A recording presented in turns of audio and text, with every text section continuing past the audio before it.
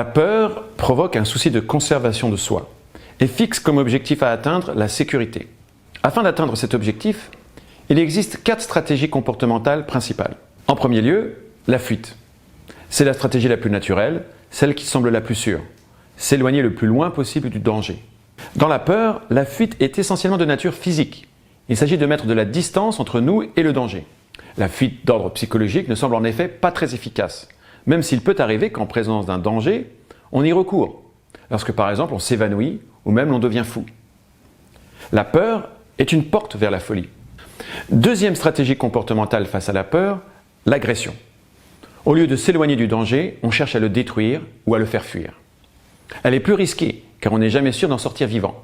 C'est pourquoi on observe que les animaux choisissent en premier lieu la fuite lorsqu'ils ont peur, et qu'ils recourent à l'agression quand ils n'ont pas le choix. Ces 2 stratégies correspondent au modèle de Walter Cannon, appelé réponse combat ou fuite, Fight or Flight Response, par lequel il rend compte du comportement des animaux lorsqu'ils sont face à un danger.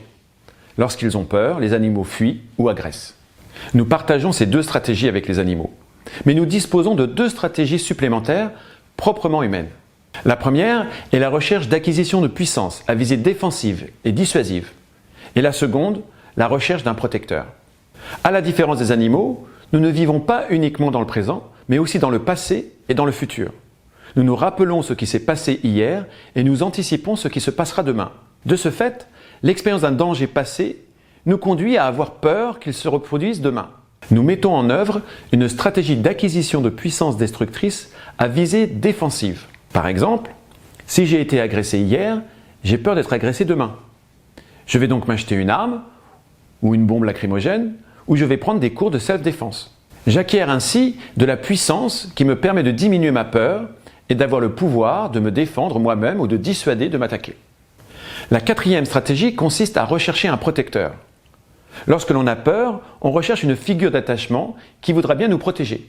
C'est si vrai que lorsque l'on fuit, on crie « au secours, à l'aide, à moi ». C'est bien que l'on en appelle à quelqu'un pour qu'il nous protège, qu'il vienne s'interposer entre nous et le danger, pour le chasser ou le détruire. Je fais ici référence à la théorie de l'attachement de John Bowlby. On verra dans les prochaines vidéos qu'il existe d'autres figures d'attachement que celle du protecteur. Donc, en résumé, 4 stratégies sont à notre disposition lorsque l'on a peur pour assurer notre sécurité. La fuite, l'agression, l'acquisition de puissance et l'attachement à un protecteur. Et tant que l'on a peur, tant que l'on se sent en danger, tant que l'on se sent en insécurité, on va les adopter les unes après les autres, jusqu'à ce qu'il y en ait une qui nous permette de dissiper notre peur et de nous sentir en sécurité.